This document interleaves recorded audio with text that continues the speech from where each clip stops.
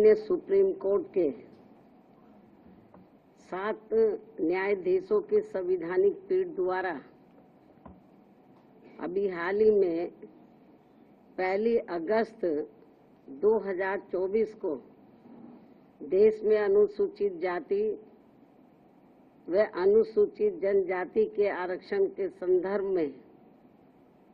जो एक अति महत्वपूर्ण निर्णय दिया गया है, तो उसके संबंध में अपनी पार्टी की प्रतिक्रिया जाहिर करने के लिए बुलाई गई है, जिसमें अनुसूचित जाति व जनजाति के लोगों को पुनः उप वर्गीकृत सब क्लासिफिकेशन अर्थात सब क्लासिफिकेशन किए जाने को मान्यता प्रदान की गई है, जिसको लेकर और भी बहुत सी बातें कही गई हैं। उनसे हमारी पार्टी कतई भी सहमत नहीं है और इस संबंध में माननीय सुप्रीम कोर्ट द्वारा दविंदर सिंह बनाम पंजाब राज्य मामले में पारित इस आदेश के अनुसार अब राज्य सरकारें अनुसूचित जाति व जनजाति की सूची के भीतर आरक्षण के लिए उप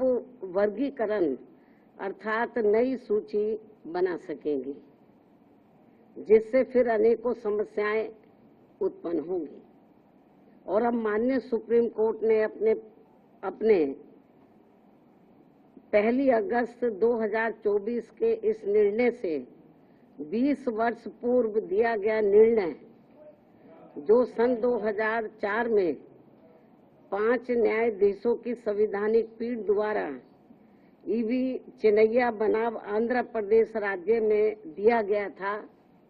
तो उसको पलट दिया है,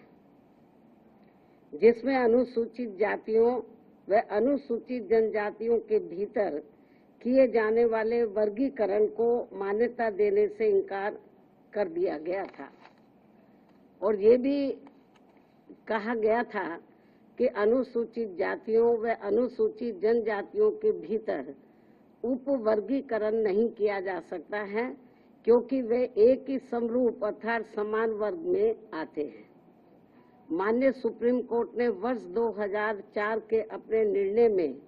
ये भी कहा था, चूंकि अनुसूचित जाति और अनुसूचित जनजातियों के लोगों ने जो अत्याचार सहे हैं वह एक वर्ग और एक समूह के रूप में सहे हैं, तथा यह एक बराबर का वर्ग है, जिसके भीतर किसी भी प्रकार का वर्गीकरण करना उचित नहीं होगा। माननीय सुप्रीम कोर्ट ने अपने 2004 के निर्णय में ये भी कहा था कि अनुसूचित जातियों और अनुसूचित जनजातियों के भीतर किसी भी प्रकार का उप वर्गीकरण भारतीय संविधान की मूल भावना के विपरीत होगा। माननीय सुप्रीम कोर्ट ने अपने वर्ष 2004 के इस निर्णय द्वारा समानता के अधिकार का उल्लंघन करने के कारण आंध्र प्रदेश सरकार द्वारा पारित आंध्र प्रदेश अनुसूचित जाति अधिनियम 2000 को भी रद्द कर दिया था। अपने 2004 के निर्णय में माननीय सुप्रीम कोर्ट ने ये भी माना था कि ये वर्गीकरण इन जातियों के भीतर अलग अलग व्यवहार करके समानता के अधिकार का उल्लंघन करेगा। और अब माननीय सुप्रीम कोर्ट के 7 जजों की पीठ ने 1 अगस्त 2024 के निर्णय से सन 2004 के निर्णय को पलट दिया है, जबकि इस निर्णय से अनेकों मतभेद उत्पन्न होंगे।